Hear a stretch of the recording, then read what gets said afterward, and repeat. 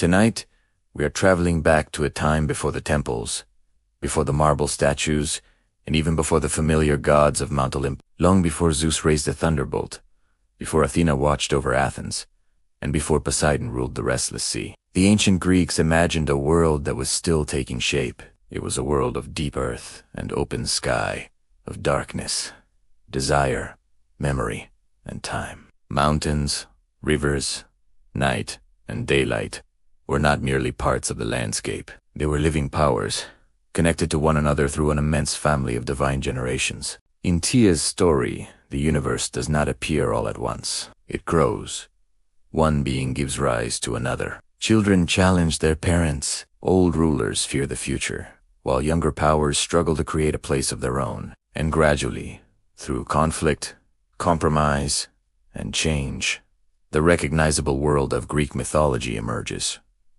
So settle into a comfortable position. Allow the room around you to become quiet. There is no need to remember every name or follow every branch of the divine family tree. Let the story move at its own pace, like a distant river heard in the darkness. Our journey begins before Olympus, before the Olympians, and before the world had found its order. There was never one single book of Greek mythology accepted by every Greek community in every century. The stories changed as they traveled. A god important in one city might be less important in another. A poet could preserve one version of a myth, while a local festival preserved another. Families, priests, singers, artists, and playwrights all added details to the tradition. The creation story we know best comes from a poem called the Theogony, traditionally attributed to Hesiod and shaped in the early centuries of ancient Greek literature. The title means something close to the birth or genealogy of the gods. Hesiod did not invent every figure in his poem. He gathered and organized stories that had already lived for generations in oral performance. His poem offered listeners a way to understand how the many divine powers were related, how they received their honors, and how Zeus eventually became the leading god of the Greek world. Other traditions told the beginning differently. Later, religious movements created their own cosmic family trees. Greek stories also developed in conversation with older cultures around the Eastern, Mediterranean, and Near East. Myths crossed seas just as merchants, craftspeople, and travelers did. For that reason, it is helpful to think of Greek mythology not as a fixed diagram, but as a night sky. The brightest stars are familiar, yet different observers may connect them into slightly different shapes. Hesiod's account begins not with Zeus, and not even with a creator who designs the universe. It begins with chaos. Today, the word chaos often suggests noise, confusion, or disorder. But the ancient Greek word could carry the sense of a gap, an opening, or a vast empty space. Chaos was not quite a person in the ordinary sense. It was a condition from which new conditions could emerge. After chaos came Gaia, the earth. Gaia was stable, broad, and enduring. She was the ground beneath every future footstep, the place on which mountains would rise and cities would one day be built. There was also Tartarus, the deep region far below the surface of the world, and Eros, the power of attraction and generation. In this earliest part of the story, love is not yet simply romance. It is the force that draws life toward life and allows the universe to continue unfolding. From chaos came Erebus, associated with the deep darkness, and Nyx, the night. From darkness and night came brighter powers, including ether, the clear upper air, and Hemera, the day. The pattern is almost dreamlike. Darkness gives birth to light. Emptiness gives way to form. The world grows by producing opposites that depend upon each other. Gaia, meanwhile, brought forth Uranus, the starry sky. She also produced the mountains and Pontus, the sea. Earth now had a covering above, heights upon her surface, and water at her edges. When Gaia and Uranus joined, they became the parents of a powerful new generation. Among their children were the Titans. Their names represented immense forces and ancient structures of the cosmos. Oceanus was connected with the great river imagined to encircle the world. Hyperion was linked with heavenly light. Thymis embodied divine order and custom. Mnemosyne was memory, the power from which poetry and cultural knowledge could grow. There were 12 titans in Hesiod's principal list, 6 male and 6 female. Yet the divine family extended further. Gaia and Uranus also produced the Cyclopes, beings with a single round eye. Later storytellers would imagine different kinds of Cyclopes, but in this early cosmic story, they were masterful makers associated with the thunderbolt, and there were 3 extraordinary beings often called the Hundred-Handers. Each possessed overwhelming strength, represented by a multitude of arms and many heads. They were less like ordinary characters and more like storms or earthquakes given form. The first divine household was vast, powerful, and unstable. Uranus feared some of his own children. Rather than allowing them to enter the world freely, he forced them back into the hidden depths of Gaia.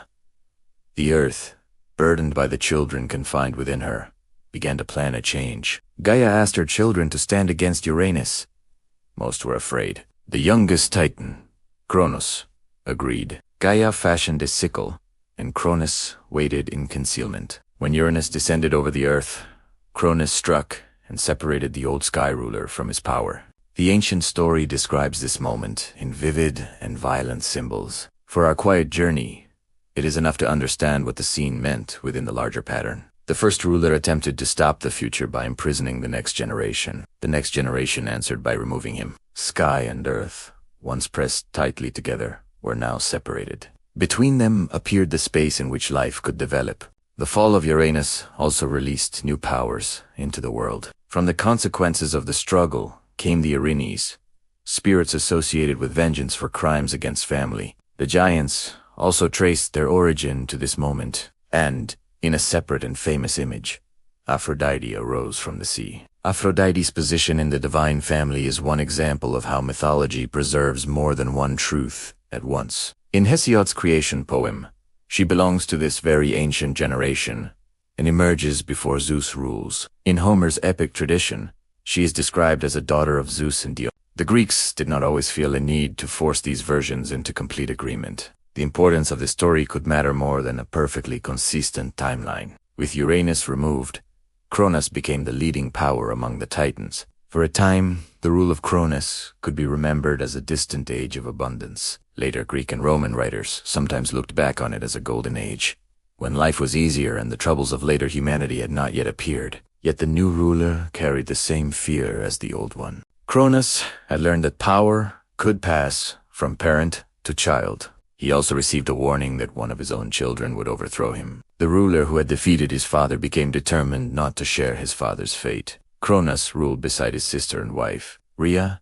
Their children would become some of the most familiar gods in the ancient world: Istia, Demeter, Ida, Hades, Poseidon, and Zeus. But as each child was born, Cronus swallowed the infant. The image is strange, but its meaning is clear. Cronus tried to hold the future inside himself. He would not allow the next generation to grow, act, or claim a place in the world. The children were divine and could not simply disappear. They remained alive within him, suspended and unable to fulfill their destinies. Rhea watched each child vanish and finally sought help from Gaia and Uranus. When she prepared to give birth to her youngest son, Zeus, a plan was made. Rhea traveled to Crete, where the child was hidden. Different traditions placed the secret birth in different caves and surrounded the young god with different protectors. In some later accounts, armed dancers called the Curetes struck their shields so that Cronus would not hear the infant's cries. A goat named Amalthea was sometimes said to have nursed him. Myth allows a hidden child to be protected by a whole landscape: cave, mountain, animals, nymphs, and dancers, all guarding the possibility of change. Rhea returned to Cronus, carrying a stone wrapped in cloth. Believing it was the newborn Zeus, Cronus swallowed it. The deception worked. Zeus grew in secrecy until he was strong enough to confront the ruler of the Titans. He did not act alone. The goddess Metis, whose name is associated with clever counsel, helped him through a potion, trick, or force, depending on the telling. Cronus released the children he had swallowed. They emerged in reverse order, the stone coming out with them. In later tradition, that stone was associated with Delphi, a sacred center that the Greeks imagined as a meeting point between the human and divine worlds. The rescued siblings were no longer helpless infants. They joined Zeus against Cronus and the Titans who supported him. The conflict that followed was called the Titanaita, Battle of the Titans. It was not simply a family argument. It was a struggle over the shape of the cosmos and the kind of order that would govern it. For 10 years, the two divine generations faced one another. The Titans were associated with Mount Othrys. Zeus and his allies gathered on Mount Olympus. Neither side could secure a final victory. Gaia advised Zeus that he would need allies still hidden below the earth. So Zeus released the Cyclopes and the 100-handers from the deep imprisonment first imposed upon them by Uranus. In gratitude, the Cyclopes gave weapons to the younger gods. Zeus received the thunderbolt, Poseidon received the trident, Hades received a helmet that could conceal its wearer. The 100-handers brought their immense strength to the battlefield. Stones fell like a storm. Thunder moved across the sky. Sea and earth trembled in the language of the poem. At last, the Titans were defeated. Many were confined in Tartarus, guarded by the very beings who had once been imprisoned there. Atlas, who had fought with the Titans, received a separate burden. He was made to hold up the sky, keeping heaven and earth apart. Not every Titan was treated as an enemy. Themis retained an honored place as a figure of law and right order. Mnemosyne, memory, became the mother of the Muses by Zeus.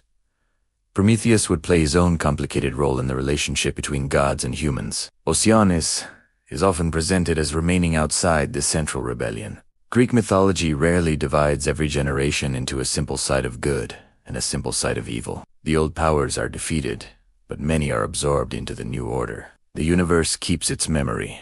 Even after the Titanomachy, Zeus's position was not entirely secure. Gaia brought forth one final and terrifying challenger, Typhon, a storm like being described with many serpentine heads and voices. Typhon represented the return of uncontrolled cosmic force. Zeus met him with thunder and fire, defeated him, and completed the defense of the new divine order. In another cycle, the Olympians also fought the giants. Ancient artists loved this subject. On temples and monumental altars, the struggle could symbolize the victory of order over disorder, or of a community over forces believed to threaten it. With the older challengers overcome, the children of Cronus divided authority among themselves. The age of Olympus had begun. The three, brother Zeus, Poseidon, and Hades threw lots for the great regions of the cosmos. Zeus received the sky. Poseidon received the sea. Hades received the underworld. The earth itself remained a shared space, although the gods continually shaped events upon it. Zeus became the leading god, but he was not an unlimited creator standing outside the universe. He belonged to the divine family and operated within a world filled with other powers. He governed the sky, thunder, hospitality, oaths, justice, and kingship. Other gods possessed their own honors, places, and responsibilities. Hera was queen of the gods and was closely connected with marriage and legitimate family life. Poseidon ruled the sea and was also associated with earthquakes and horses. Demeter governed grain and the cultivated earth. Hestia represented the hearth, the still center of the household and community. Athena brought strategic intelligence, skilled craft, and protection to cities. Apollo was linked with music, prophecy, healing, archery, and clarity. Artemis belonged to wild landscapes, animals, hunting, and the transitions of young life. Ares embodied the dangerous force and confusion of battle. Aphrodite carried the power of attraction and desire.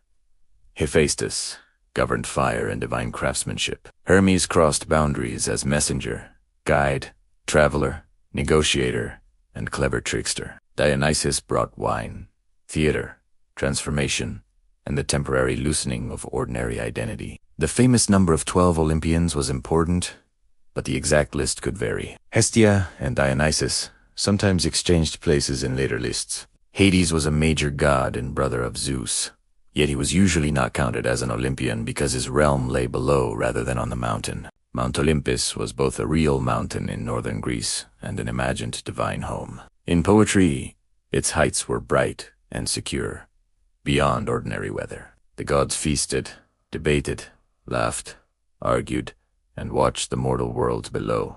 They were immortal, beautiful, and powerful, but they were not emotionally distant. They could become angry, jealous, affectionate, proud, generous, or amused. Their recognizable personalities made them useful for thinking about forces that human beings could experience but never fully control. Sea travel might depend on Poseidon. Harvest depended on Demeter. A sudden illness, a successful birth, a dream, a storm, or an unexpected victory could all be interpreted within a divine landscape.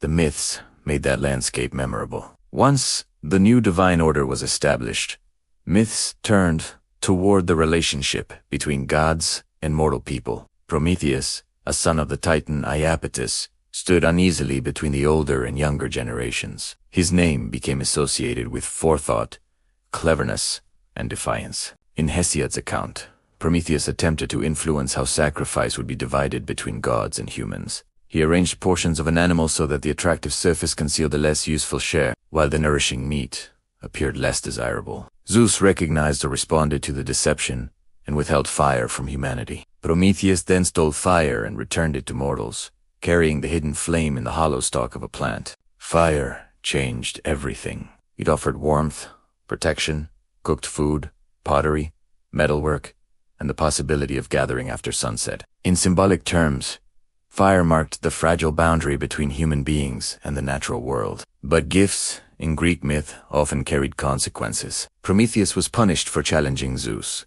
Humanity also received Pandora, the first woman in Hesiod's particular telling, fashioned by the gods and given qualities by many of them. Later, popular retellings speak of Pandora's box, although the earliest Greek object was a storage jar. When the container was opened, the troubles of human life escaped into the world. Hope remained behind, an ending that ancient audiences and modern readers have interpreted in very different ways. This is not a scientific account of human origins, nor is it the only ancient Greek story about the beginning of humanity. It is a meditation on why human life contains both remarkable abilities and unavoidable limits. People possess fire, craft, memory, community, and hope, yet they also experience labor, uncertainty, illness, and death. The Olympian order does not remove these conditions. It gives them a story.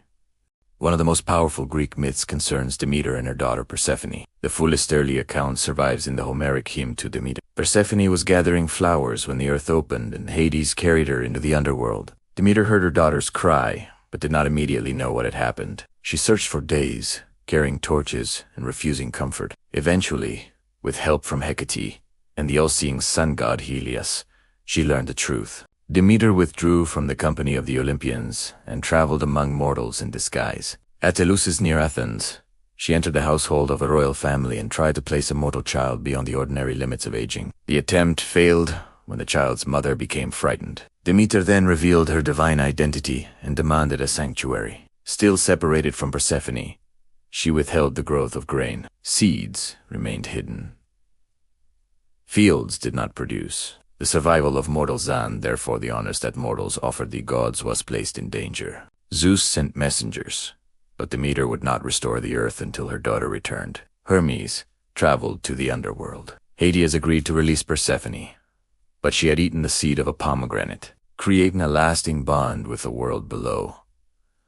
A compromise followed. In the early hymn, Persephone would spend part of the year beneath the earth and the larger portion with her mother and the other gods. When mother and daughter were reunited, the earth became fertile again. The myth is often explained as a story of the seasons, and it certainly speaks to the disappearance and return of plant life. Yet it carries other meanings as well.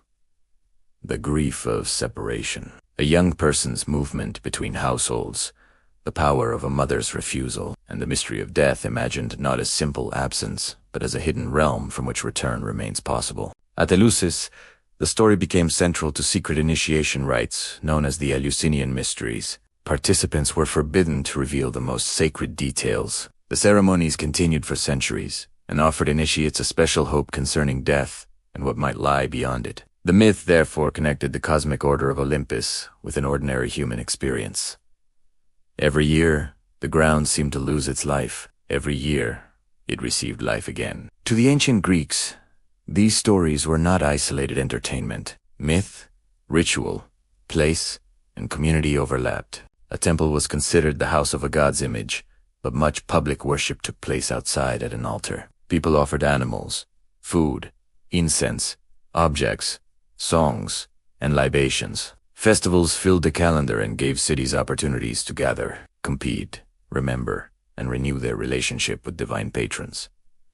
At Athens, Athena stood at the center of civic identity. At Delphi, Apollo answered questions through the oracle. At Olympia, Zeus presided over one of the great Panhellenic festivals. At coastal sanctuaries, Poseidon's presence could be felt in the view of the sea itself. The gods were universal enough to be recognized across the Greek-speaking world, but local enough to belong to a particular spring, cave, hill, harbor, or city. The same deity could have many titles. These titles identified a place or a specific function. Zeus might protect strangers in one context and oaths in another. Athena might be approached as defender of a city, patron of crafts, or bringer of victory. This flexibility helps explain why apparent contradictions did not destroy the tradition. A myth was not merely a statement to be checked against a master list. It was a way of speaking about relationships between generations, cities, natural forces, and the uncertain conditions of mortal life. Artists told these stories on painted pottery. Poets recited them at gatherings. Dramatists transformed them for the theater. Families encountered them in festivals and local customs. Travelers saw different versions represented in sanctuaries across the Mediterranean. Over time, thinkers also questioned the myths. Some criticized the gods for behaving too much like flawed human beings. Philosophers searched for more abstract explanations of nature and justice. Historians tried to distinguish recent evidence from inherited legend, yet questioning the myths became another way of keeping them alive. The first generation of Olympians established a new order, but the divine family continued to grow. Some of the younger gods arrived through birth stories as unusual as the powers they would carry. Athena's story begins with Metis, the goddess of wise counsel who had helped Zeus overcome Cronus. A prophecy warned Zeus that Metis might bear a son powerful enough to challenge him. Remembering what had happened to Uranus and Cronus, Zeus responded with the old fear of succession. He swallowed Metis, but he could not swallow the future completely. Later, Zeus suffered a terrible pain in his head. In different versions, Hephaestus, Prometheus, or another divine helper opened the way with an axe. Athena emerged fully grown and armed, giving a great cry as she entered the world. The image brought several ideas together. Athena was the child of wisdom, born from the mind of the sky god. She carried armor, but her strength was not the blind fury of battle. She represented planning, discipline, craft, and the intelligent defense of a community. Athens claimed her as its special protector. In the city's best-known foundation myth, Athena and Poseidon competed to offer the most valuable gift to the land. Poseidon produced a spring ore, in some versions. The first horse, Athena, offered the olive tree. The citizens chose her gift, and the city took her name. The myth explained more than a title. It connected civic identity to the olive, one of the foundations of Greek agriculture, food, light, and trade. Apollo and Artemis were the twin children of Zeus and Leto. Hera, angered by Zeus's relationship with Leto, made the birth difficult. Leto wandered in search of a place that would receive her. At last, the island of Delos offered refuge. There, the twins entered the world, and the small island became one of the great sacred places of the Aegean. Artemis was imagined as a goddess of wild land, animals, the hunt, and the vulnerable transitions of young life. She moved beyond the walls of the city, through mountains and forests, where human rules felt less certain. Apollo, by contrast, gathered together powers that may at first seem very different. He was connected with music and measured harmony, but also with archery and sudden illness. He could send disease and remove it. He spoke through prophecy, especially at Delphi, and was associated with purification after acts that disturbed the moral order. At Delphi, people came from cities across the Greek world and beyond to ask questions of Apollo's oracle. They asked about war, travel, colonization, law, and private uncertainty. The answers were delivered through the Pythia, a priestess whose words required interpretation. Prophecy in Greek myth rarely made the future easy. Often, the attempt to escape a prediction helped bring it about. Hermes entered the divine family with a very different energy. The Homeric hymn to Hermes imagines him as clever almost from the moment of birth. While still an infant, he left his cradle, invented the lyre from a tortoise shell, and stole cattle belonging to Apollo. He disguised the animals' tracks and returned to his blankets with the appearance of innocence. When Apollo discovered the theft, the dispute became a negotiation. Hermes offered the lyre. Apollo accepted the instrument, and the two gods found a place for each other's gifts within the Olympian order. Hermes became the divine traveler, messenger, and guide across boundaries. He protected roads, merchants, shepherds, and persuasive speech. He could move between Olympus, the mortal world, and the land of the dead. Doorways and crossroads suited him because he belonged to wherever one condition became another. Dionysus also crossed boundaries.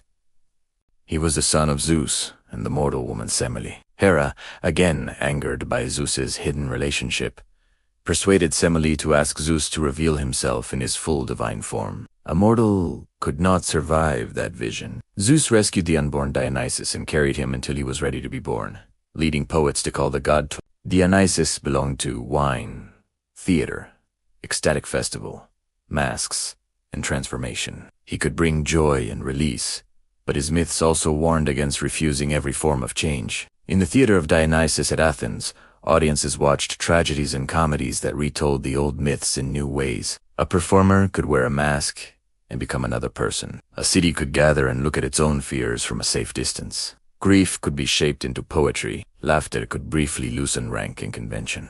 The younger Olympians did not replace the older powers. They added new pathways through the world.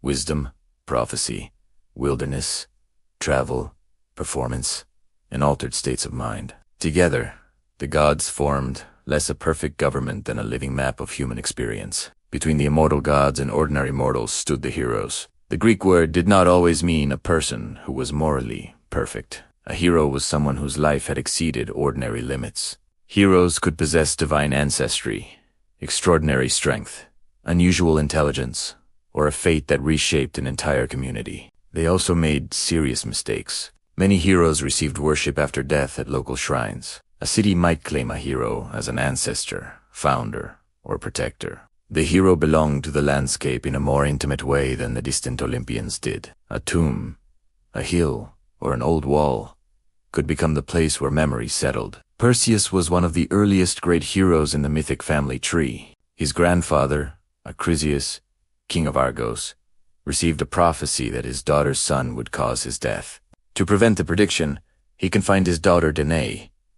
Yet Zeus reached her in the form of golden light, and she gave birth to Perseus. Acrisius placed mother and child inside a chest and cast them onto the sea. The chests drifted to the island of Seriphos, where they were rescued. Years later, the ruler of the island wanted Danae for himself and sought to remove her protective son. He demanded an impossible gift: the head of Medusa. Medusa was one of the Gorgons. Unlike her immortal sisters, she could be killed. Her gaze turned those who met it directly to stone. Perseus succeeded because the gods supplied what human strength alone could not. Athena provided guidance and a polished surface through which he could see Medusa indirectly. Hermes supplied a curved blade. Other divine gifts allowed Perseus to travel unseen and escape. On his return journey, he found Andromeda chained beside the sea as an offering to a monster. Perseus rescued her, and the two became part of a royal line that would eventually include her. The old prophecy also found its way home. Perseus did not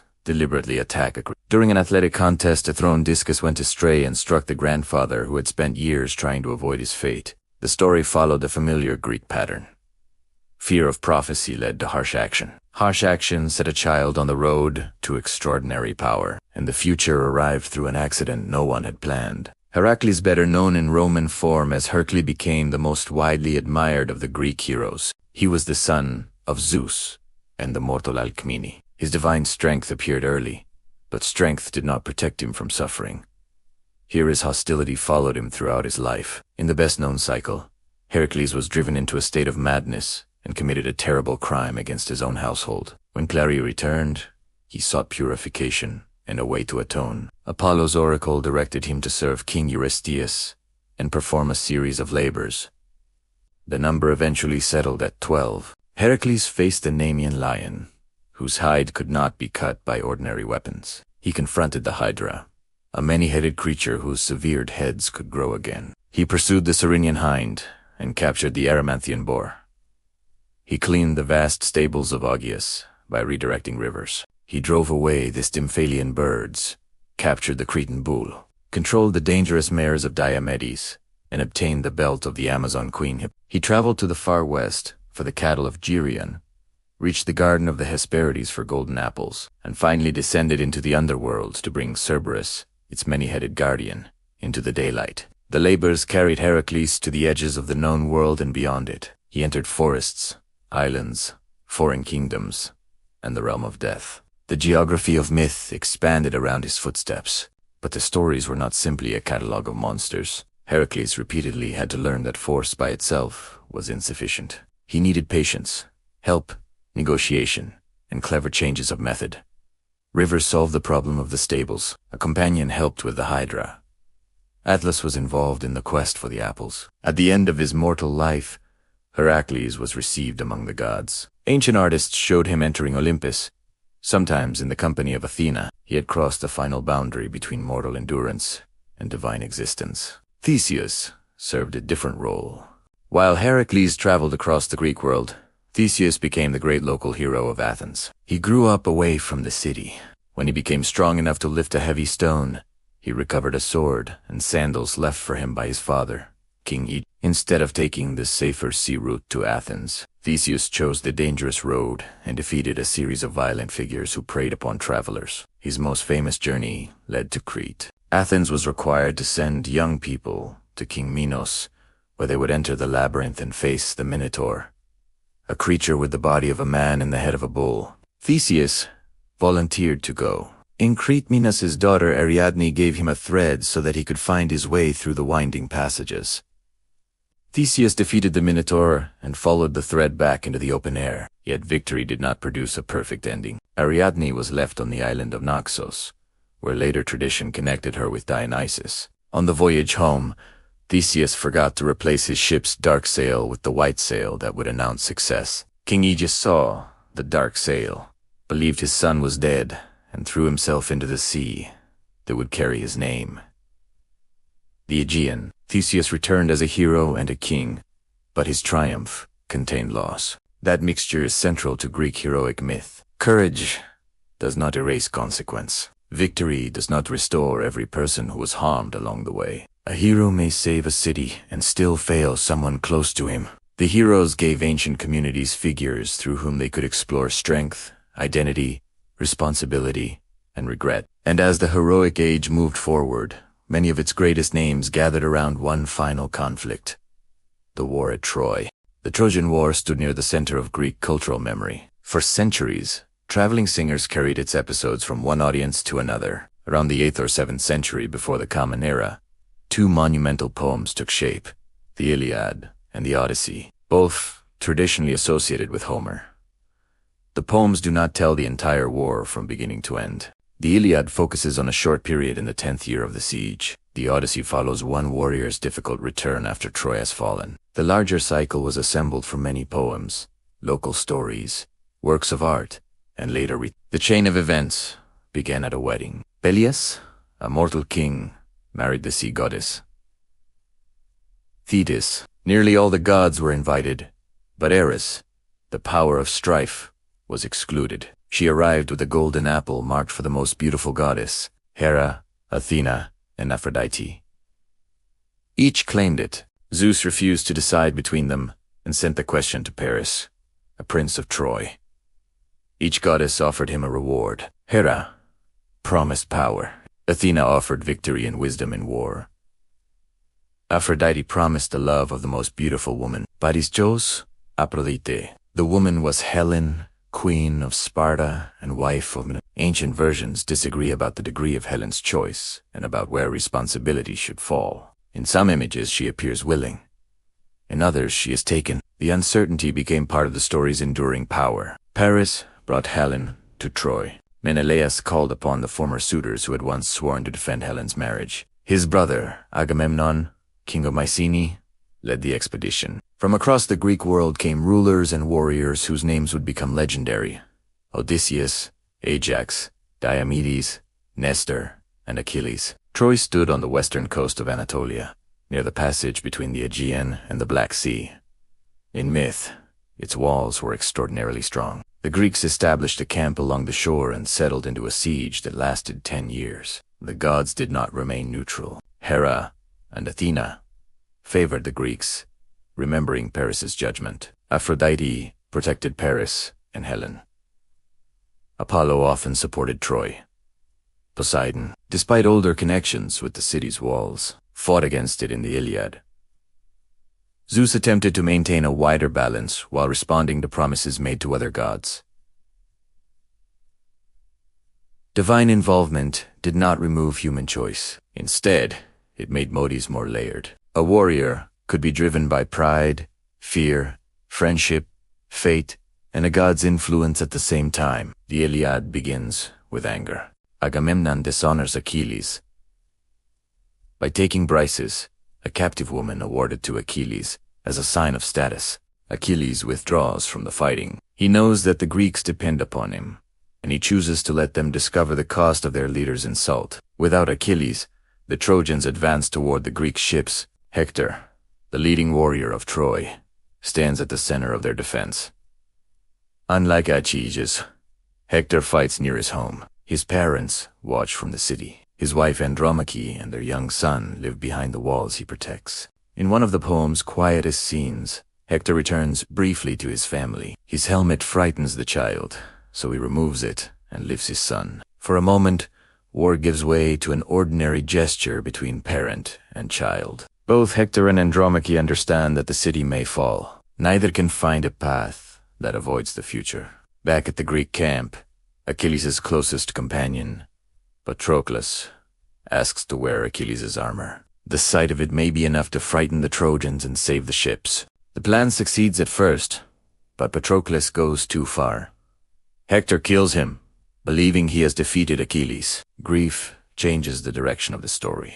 Achilles returns to battle, not because his disagreement with Agamemnon has been truly healed, but because he wants vengeance for Patroclus. He receives new armor made by Hephaestus. On the great shield, the divine craftsman places an entire world.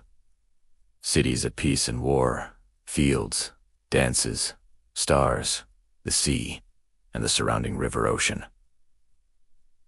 The object reminds the listener that life contains far more than the battlefield occupying Achilles' mind. Achilles kills Hector outside the walls of Troy. Still overwhelmed by grief, he refuses to return the body to Hector's family. Then Priam, the elderly king of Troy and Hector's father, enters the Greek camp at night with the help of Hermes. He kneels before Achilles and asks for his son. Priam invites Achilles to remember his own father. For the first time since Patroclus' death, Achilles sees his grief reflected in the grief of an enemy. The two men weep in the same shelter, one for a son, the other for a friend and for the father he may never see again. Achilles agrees to release Hector's body. The Iliad ends not with the wooden horse or the destruction of Troy, but with a funeral. Rage pauses long enough for mourning, ritual, and human dignity to return. The war continued beyond the poem. Achilles himself was eventually killed. The familiar story of the arrow in his heel became especially prominent in later tradition. Ajax died after a dispute over Achilles' armor. New allies came to Troy, and new schemes were attempted. At last, Odysseus devised the wooden horse. The Greeks built the enormous object, hid selected warriors inside, and left it outside the city as they appeared to sail away. The Trojans debated what to do. Warnings were given, but the horse was brought through the gates. At night, the hidden Greeks emerged and opened the city to the returning army. Troy fell. Ancient stories did not hide the cost of that victory. Sacred spaces were violated. Families were destroyed. Survivors were enslaved or scattered. The victorious Greeks brought anger from the gods upon themselves through their conduct. Their journeys home became a final stage of the war. Agamemnon returned to a household filled with old resentment and was killed. Menelaus and Helen wandered before reaching Sparta. The lesser Ajax died at sea. Odysseus spent 10 more years traveling through storms, islands, enchantments, and the anger of Poseidon before seeing Ithaca again. The Trojan hero Aeneas escaped with members of his family. Centuries later, Roman poets would make his journey the beginning of Rome's mythic ancestry. Archaeology has shown that a major Bronze Age city stood at the site called Troy and that it was destroyed and rebuilt more than once. The exact relationship between those historical settlements and Homer's war remains debated. The poems are not straightforward reports from a battlefield. They preserve memories, inventions, values, and details from different periods, woven together by generations of performance. That may be more important than finding a single event behind every scene. Troy became a place where ancient audiences could think about the cost of honor, the limits of strength, the suffering of civilians, and the uncertain meaning of victory. The heroes won lasting fame, but almost none of them found an easy road home. Every heroic journey eventually approached the greatest boundary of all. The Greeks used the name Hades for both the god of the underworld and, in common speech, the realm he governed. Hades was not an enemy of the Olympians, and not an ancient equivalent of a devil. He was a son of Cronus, brother of Zeus and Poseidon, and a necessary ruler within the divided cosmos. His kingdom was orderly, distant, and difficult to leave. The details changed across centuries and authors. There was no single Greek map of the afterlife accepted in every place. In many accounts, Hermes guided the newly dead toward the world below. Later traditions often described a ferryman named Charon, carrying souls across a river. This image contributed to the custom, in some communities and periods, of placing a coin with the dead. Several rivers belonged to the underworld landscape. The Styx was connected with the most binding oaths of the gods. The Acheron was a river of sorrow. Lethe offered forgetfulness. Phlegethon burned, while Cocytus was associated with lamentation. At the entrance stood Cerberus, the hound of Hades. He prevented the dead from leaving and the living from entering without permission. Most souls were imagined as shades, continuing in a dim existence rather than receiving a simple reward or punishment. The Odyssey presents the dead as longing for the energy of life. Other traditions gradually developed more distinct destinations. Elysium, or the Isles of the Blessed, offered a peaceful place for certain favored figures. Tartarus held divine enemies, and a small number of mortals remembered for exceptional offenses. Later writers described judges who considered the lives of the dead. Famous punishments gave the Greeks images for endless frustration. Sisyphus pushed a stone that always rolled back. Tantalus stood near food and water he could never reach. The Danaids attempted forever to fill leaking vessels.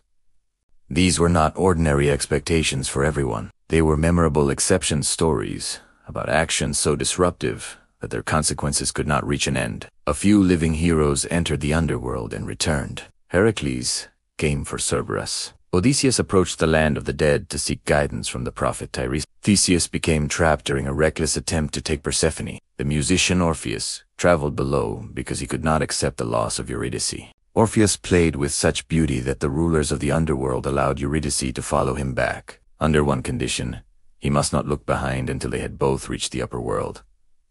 Near the end of the path, he turned. Eurydice disappeared again. The story has often been told as a warning about doubt or impatience. It can also be heard as a quieter truth about grief. The living turn toward what they have lost, even when they know it cannot remain. Mystery cults offered other ways of imagining death. At Eleusis, the rites of Demeter and Persephone gave initiates hope through the pattern of descent and return. Orphic traditions taught that the soul might require knowledge and purification. Philosophers later used journeys after death to explore justice and the shape of a well-lived life. Greek ideas about the underworld were therefore never completely still. Like the myths above ground, they changed as communities asked new questions. Greek mythology traveled wherever Greek speakers established communities and trade connections. Stories moved west to Sicily and southern Italy, south toward Egypt and North Africa, and east along the coasts of Anatolia and the Black Sea. They encountered local gods, older traditions, and new landscapes. When Rome expanded across the Mediterranean, Roman writers and artists adopted much of the Greek mythic world, while reshaping it for their own history. Zeus was identified with Jupiter. Hera became Juno, Poseidon, Neptune, Aphrodite, Venus, Hermes Mercury, and Ares Mars.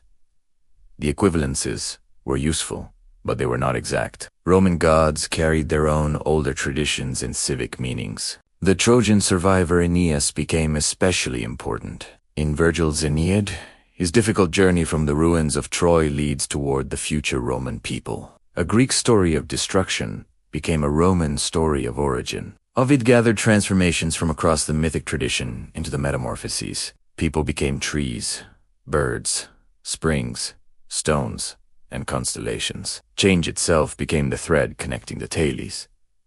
After the ancient temples closed, the myths did not disappear. They survived in manuscripts, schools, works of art, and the languages of Europe and the Mediterranean. Renaissance artists placed the gods in palaces and public squares. Playwrights returned to old tragedies. Composers gave Orpheus, Ariadne, and Iphigenia new voices.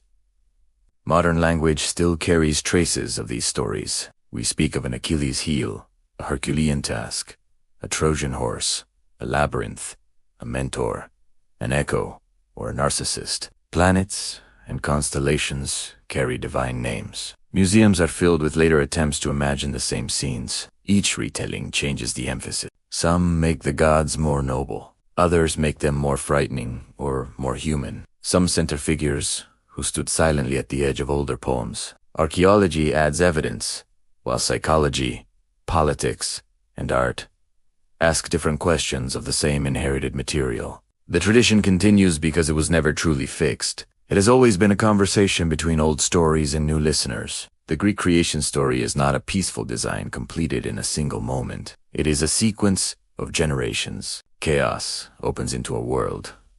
Gaia brings forth the sky. Uranus tries to confine the future. Cronus defeats him, then repeats his fear. Zeus survives in hiding, frees his siblings, gathers allies, and establishes a new balance of powers. Even then, order is never effortless. Storms still rise. Crops still fail. Families still separate. Travelers still face uncertain seas. The gods rule the world, but the world remains alive, changing, and difficult to predict. Perhaps that is one reason these myths have endured. They transform immense and impersonal forces into stories of memory, fear, courage, desire, grief, and return. Night gives birth to day. Earth carries both harvest and underworld. The old generation remains beneath the new one. Every victory contains the memory of what came before. For the Greeks who first heard these stories, the landscape itself was filled with divine history. A mountain could be a throne. A cave could hide a future king. A spring could remember a nymph. The sea could carry both danger and a goddess born from foam. And above the human world stood Olympus, not distant enough to be forgotten, and never close enough to be completely understood. Our journey tonight ends at the beginning of that Olympian age. Zeus holds the sky.